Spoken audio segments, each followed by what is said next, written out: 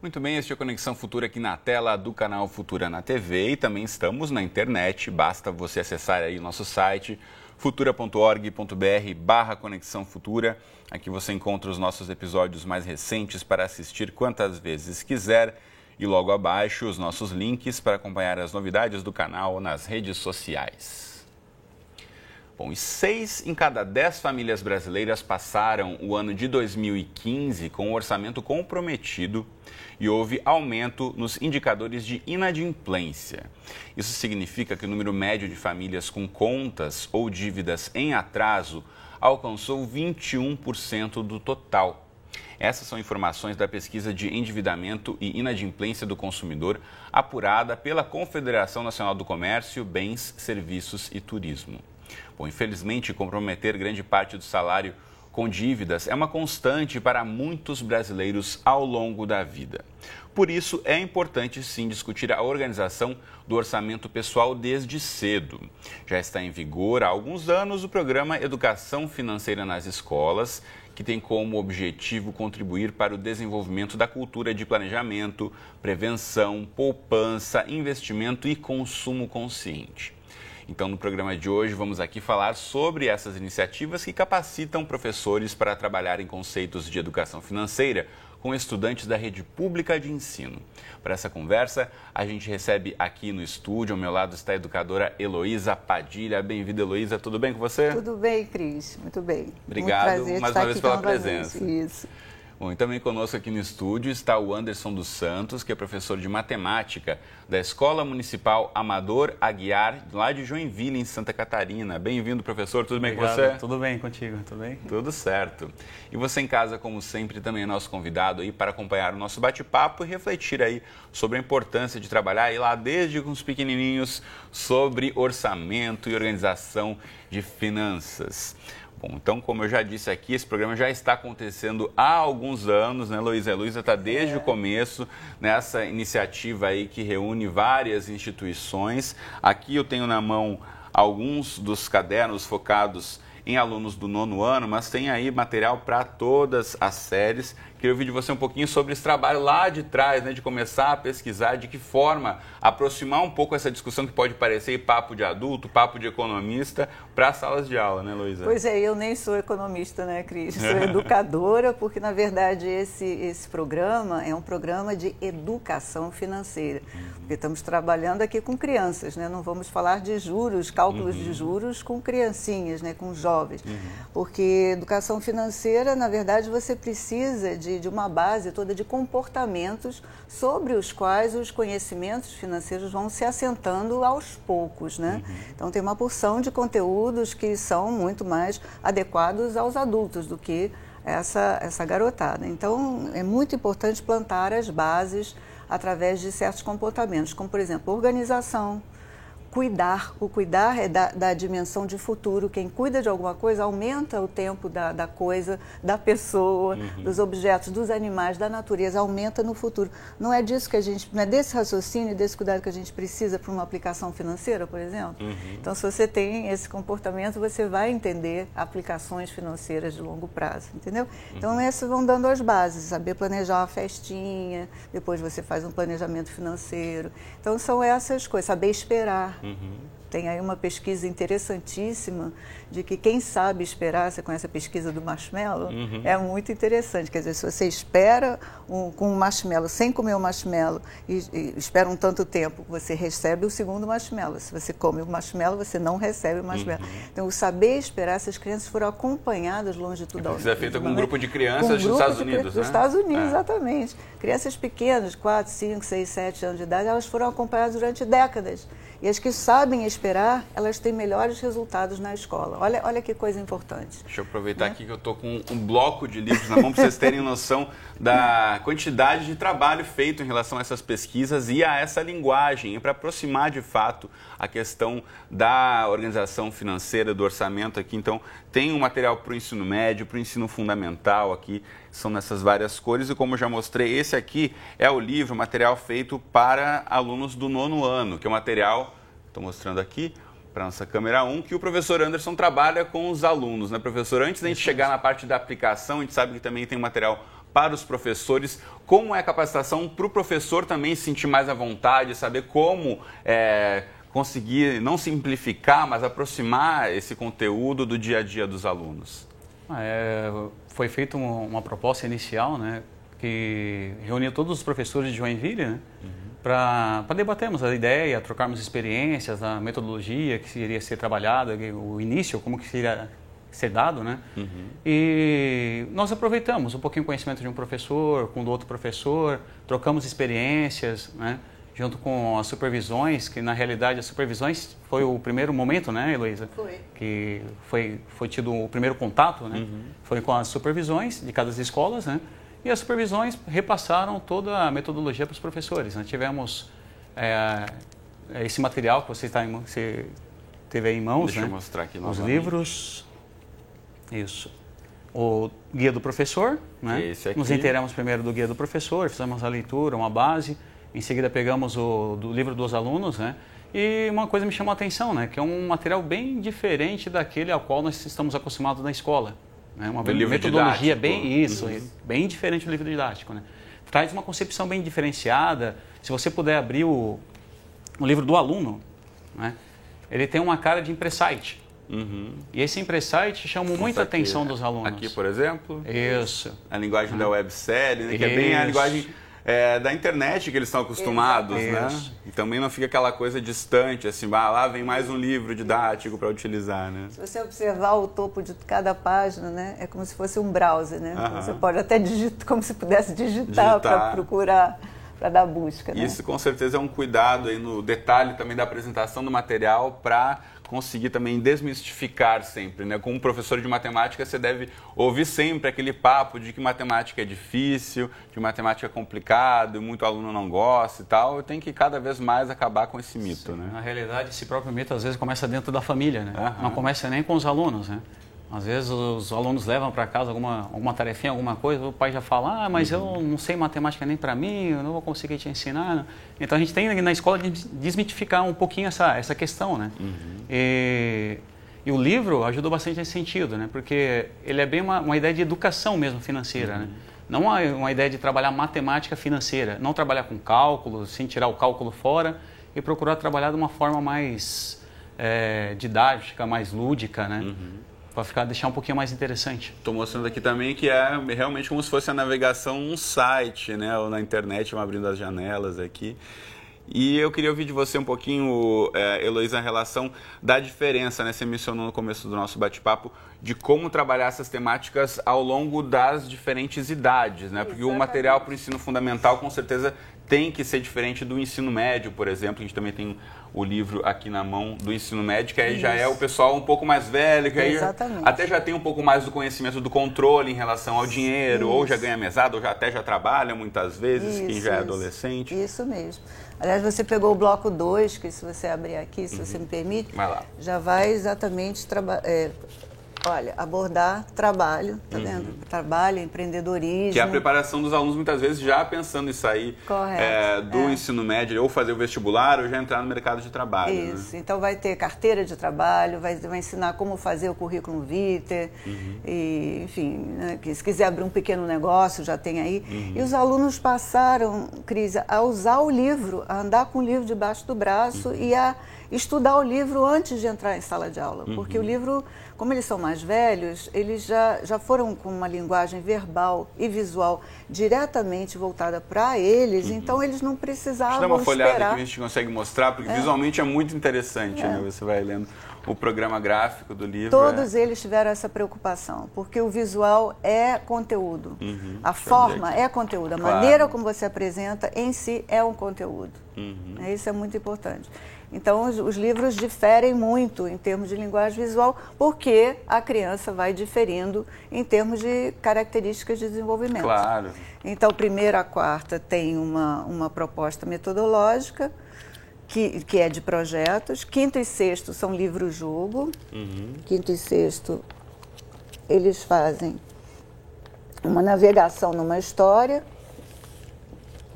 Deixa eu procurar aqui com você. Vamos lá, o número 6, né? Número 5. 5 e 6, está aqui.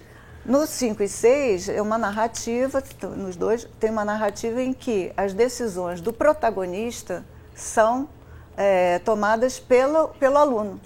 Então, aí eu ouvi um barulho no sótão. Se você acha que o personagem deve pesquisar o que foi o barulho, vá para a passagem 10. Se você acha que não deve pesquisar, vá para a passagem 4. Então também cria uma autonomia para ajudar a construir a própria história. Sabe por quê, Cris? Porque educação financeira é tomar decisões e entender as consequências dessas decisões. Isso é importante a gente pensar, né? Que a questão que se fala tanto de consumo, sociedade do consumo, e fala-se muito em conceitos de consumo consciente, é pensar de fato, né, em desconstruir o impulso que muitas vezes a garotada tem muita ansiedade de querer tudo para agora. Como é que foi para você, professor, acompanhar um pouco isso no dia a dia, que a gente já sabe, muitas vezes no 9º ano eles já têm, de certa forma, aí, um comportamento padrão, já tem alguns hábitos formados. É repensar mesmo a questão do consumo, eu preciso disso, não preciso daquilo, eu estou gastando meu dinheiro com isso, poderia guardar para alguma outra finalidade? Bom, para mim foi bem interessante até com o início do projeto, né? Porque todas as vezes que nós, na realidade, pegamos para trabalhar com o projeto, começamos uma discussão em sala de aula, né? Um fórum, uma conversa aberta que nós estamos tendo aqui, né? E muitas das vezes não fechava o tempo. A aula é 48 minutos, né? Terminava a aula, nós não tínhamos conseguido finalizar. Porque era muito assunto para pouco tempo. Era muito assunto para pouco tempo, né?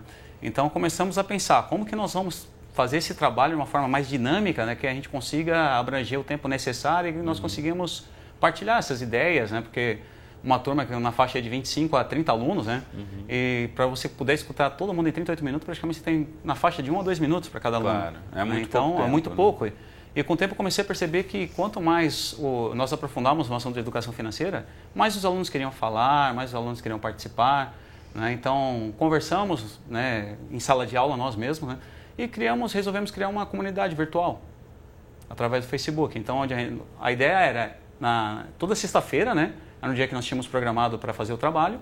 Então, nós sentávamos em sala de aula, trocávamos uma ideia.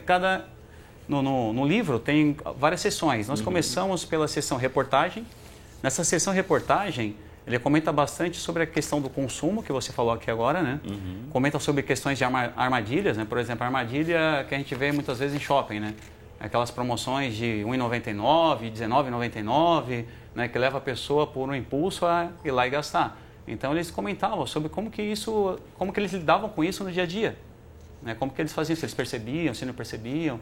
Né, muitas das vezes o que eu comecei a perceber, que eu pouco falava em sala de aula e mais escutava. Né, porque às vezes um comentava, o outro vinha e rebatia um comentário. Então nós criamos, sem eles perceberem, um fórum de discussão dentro da sala de aula. Quer dizer, dando mais autoria aos alunos. Dando mais autoria. E com isso, alguns alunos que tinham dificuldade em matemática conseguiram superar, não foi, Anderson? Foi isso mesmo. Né? Eu tive um caso de uma aluna que o rendimento dela em matemática era muito baixo. E através desse projeto, ela começou a participar mais, ela vinha com... na realidade, ela levava para casa o que acontecia em sala de aula. Coisa que pouco nós vemos, né, os alunos comentarem em casa alguma situação que aconteceu em sala de aula. Então, muitas vezes eu falo, levei isso, conversei em casa, minha mãe, meu pai trouxe essa situação, conversou comigo, me passou isso, nós conversamos no final de semana sobre essas situações. Então, ficou bem interessante. E o rendimento dela ao final do ano melhorou bastante. E isso é importante porque é o que de fato a gente espera que a escola execute esse papel, né, de transformar a vida e que o aluno veja a importância de ir para a escola e que fora dela aqueles conteúdos que ela teve contato vai fazer sentido, né? Exatamente. Farão sentido aí ao longo do dia a dia. Enquanto o Anderson falava, eu mostrava aqui, ele mandou para a gente uma apresentação em relação à aplicação desse trabalho. Sim. Vamos colocar de novo na tela, que aqui ele falou sobre a comunidade virtual, então aqui tem um pedacinho aí sobre as discussões desse fórum.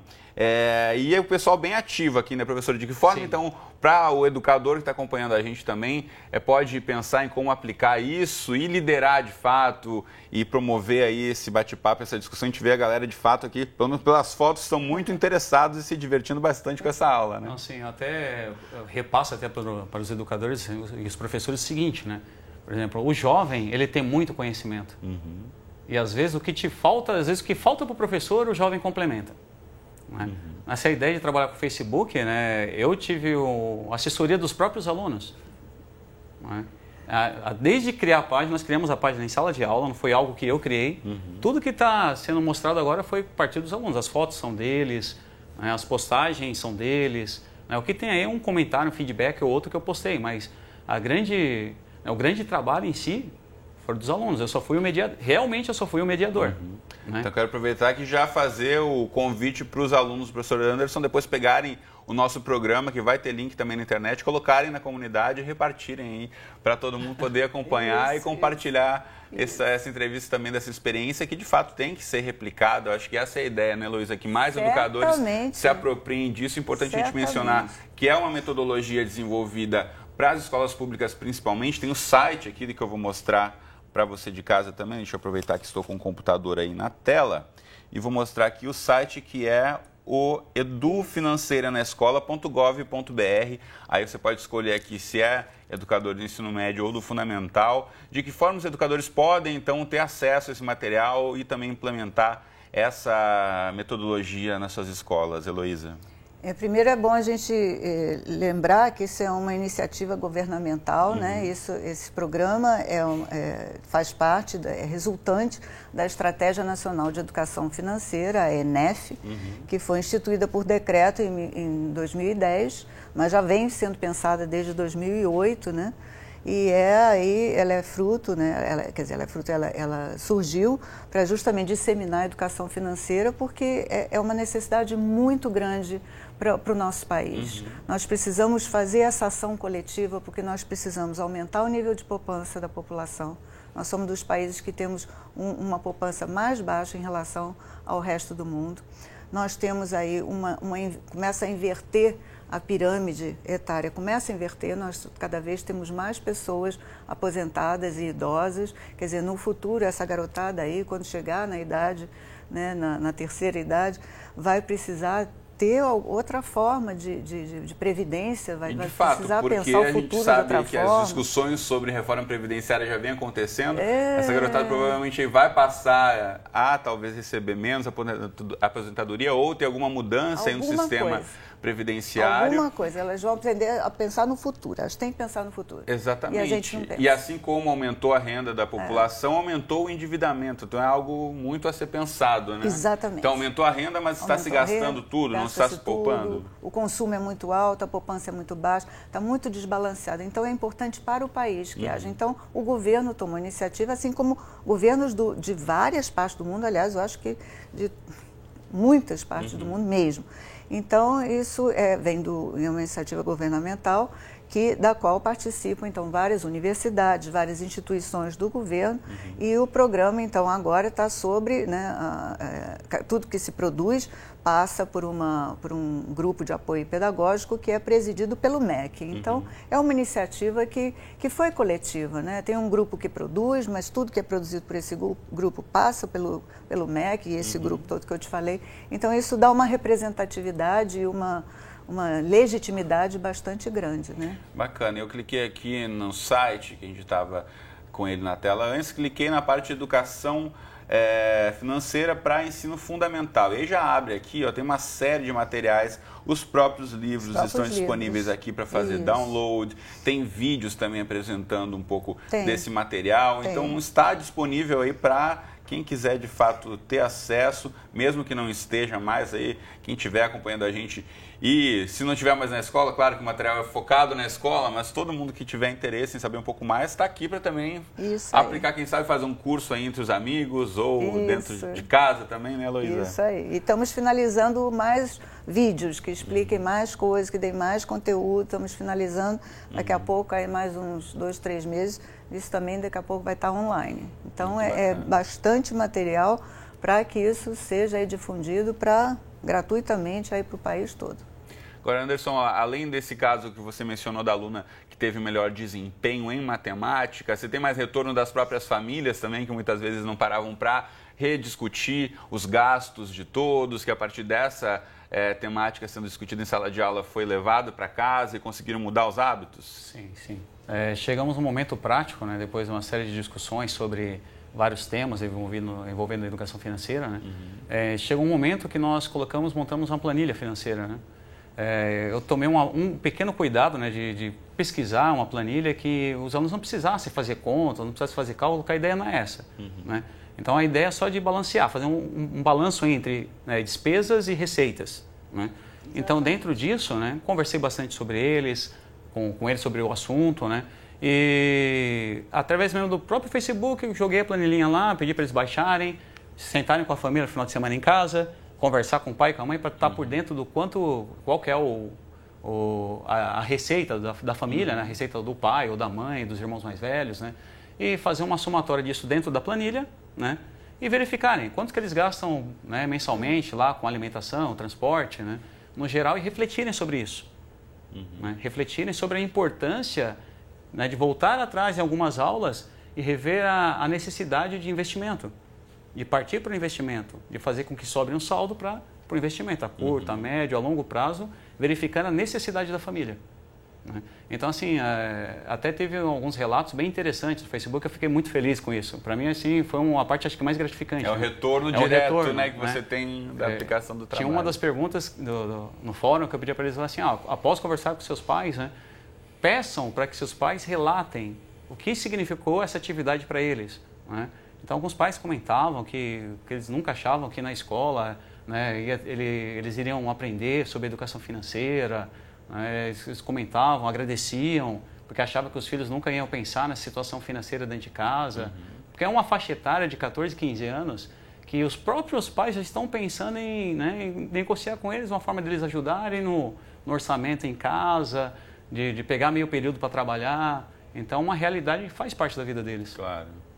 E, de fato, grande parte dos pais nem teve contato, né, Heloísa, com esse tipo de discussão na sala de aula. Então, tem um pouco desse estereótipo ainda da escola distante, do dia a dia. Então, pode ter pego de surpresa os pais, positivamente, vendo aquilo fazer diferença. Isso, Cris, é um dos objetivos do programa, formar multiplicadores. Então, está previsto em todos os livros atividades que os alunos levem para casa e envolvam os pais, desde os pequenininhos, pegar a conta de luz e ler com os pais a conta de luz, desde pequenininho tem esse envolvimento, para justamente multiplicar os efeitos do programa, porque é preciso realmente que ele tenha uma capilaridade a maior possível. Bom, a gente já está aqui encaminhando para o fim do nosso programa e a gente espera ter motivado você de casa a também refletir um pouco mais sobre os seus hábitos de consumo. Infelizmente, a gente tem acompanhado aí, ao longo do último ano índices de inflação aumentando, ou seja, o seu salário não aumenta muito, mas o que você consome tem aumentado bastante. Então, assim, de que forma você pode tentar rebalancear o seu orçamento, como disse o professor Anderson, de repente fazer algumas escolhas, diminuir algum tipo de consumo, guardar um pouquinho, como a Heloísa também deu a dica, fazer uma poupança e a partir daí ver modalidades de investimento que podem aí fazer uma grande diferença a médio e longo prazo. Pensar no futuro, não pensar só no agora, acho que pode ser uma dica para a gente concluir nosso bate-papo, né, Heloísa? Certamente, certamente. Agora, só queria deixar um recado. Claro. Educação financeira não precisa ter medo, não precisa ser matemático. O fato do professor Anderson ser professor de matemática é uma mera coincidência. Poderia ser professor de ensino religioso, de arte, de língua portuguesa. Qualquer adulto precisa ter um conhecimento de educação financeira o suficiente para gerenciar a sua vida. Todo mundo precisa saber dessas coisas. É muito simples, não precisa ficar achando que tem que fazer uma faculdade de...